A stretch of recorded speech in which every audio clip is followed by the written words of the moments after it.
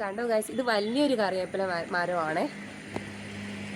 കുഞ്ഞു ചെടി ഒത്തിരി വലുതായി. കറിവേപ്പില മരമാണ് കേട്ടോ. കുഞ്ഞു ചെടിയായിരുന്നാണ്, പക്ഷെ ഇപ്പം നല്ല വലുതായി. നമുക്ക് അതിൻ്റെ മൂടൊന്ന് വൃത്തിയാക്കിയിട്ട് കുറച്ച് ഓരോക്കെ ഇട്ട് കൊടുക്കാം കേട്ടോ. നമ്മുടെ കുറച്ച് കറിവേപ്പിൻ്റെ മുകളിൽ കുറച്ച് ചാരം ഇട്ട് കൊടുക്കാം കേട്ടോ. കറിവേപ്പില മഴ സമയത്താണ് ഇട്ട് കൊടുക്കാൻ, പക്ഷെ ഇപ്പോൾ കുറച്ച് വിചാരിച്ചിട്ടാണ്. ചൂടാണ്, ചാരം ഇടുമ്പോൾ ചൂടാണ്. ചാരം ഇട്ട് കൊടുക്കാം, വെള്ളം നനച്ച് കൊടുക്കണം. നന്നായിട്ട് വെള്ളം നനച്ച് കൊടുക്കണം. ചാരം ഇടുന്നത് നല്ലതാണ് കേട്ടോ. നമ്മുടെ കറിവേപ്പിന് നല്ല നല്ല വളമാണ് ചാരം. നമ്മൾ പലരും വീണ്ടും കറിവേപ്പില ചെടി ഉണ്ടെങ്കിൽ നമ്മൾ അതിൽ നിന്ന് നമ്മൾ എടുക്കുന്നതെന്ന് പറയുമ്പോൾ ഇങ്ങനെ ഇല ഊരിയാണ് എടുക്കുന്നത്. പക്ഷെ ഇങ്ങനെ ചെയ്യാൻ പാടില്ല കേട്ടോ. നമ്മുടെ കറിവേപ്പില ഇല എടുക്കുമ്പോൾ എപ്പോഴും നമ്മൾ ഇങ്ങനെ അതിൻ്റെ ചെറിയ തളിര് കൊണ്ട് ഇങ്ങനെ ഒടിച്ചെടുക്കാവും കേട്ടോ. അപ്പോഴേക്ക് നമ്മുടെ ഈ ഒടിച്ചെടുക്കുന്ന ഭാഗം വേറൊരു തളിര് വരും. ചെടി ഇങ്ങനെ ഒടിച്ചെടുക്കുമ്പോഴേക്ക് നമ്മുടെ ഈ ഒടിച്ചെടുക്കുന്ന ഭാഗത്ത് അടുത്ത് വേറൊരു തളിരില ഇവിടെ നിന്ന് തെളിപ്പ് വരും. അപ്പോൾ എന്നാൽ നമ്മുടെ ചെടി നല്ല വൃത്തിയായിട്ട് വളരും. ഇല്ലാതെ നമ്മളിങ്ങനെ ഊരിയെടുക്കുകയാണെന്നുണ്ടെങ്കിൽ ചെടി വളരാനുള്ള ചാൻസ് കുറവാണ് കേട്ടോ. അത് പുഷ്ടിയായിട്ട് വളരില്ല.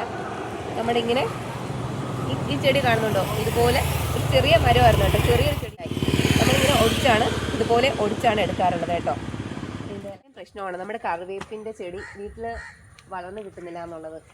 പക്ഷേ വീട്ടിൽ ഒരു പ്രശ്നം കൂടാതെ നമുക്ക് വളർത്തിയെടുക്കാൻ പറ്റും കേട്ടോ. വേറെ പ്രത്യേകിച്ച് വളങ്ങളോ കാര്യങ്ങളോ ഒന്നും ചെയ്യാതെ തന്നെ വീട്ടിലുള്ള വളങ്ങൾ കൊടുത്തുകൊണ്ട് തന്നെ നമുക്ക് കറിവേപ്പിൻ്റെ ചെടി നട്ടുപിടിപ്പിക്കാൻ പറ്റും. ഒത്തിരി നന്നായിട്ട് ഇലയൊക്കെ പിടിച്ച് കിട്ടും.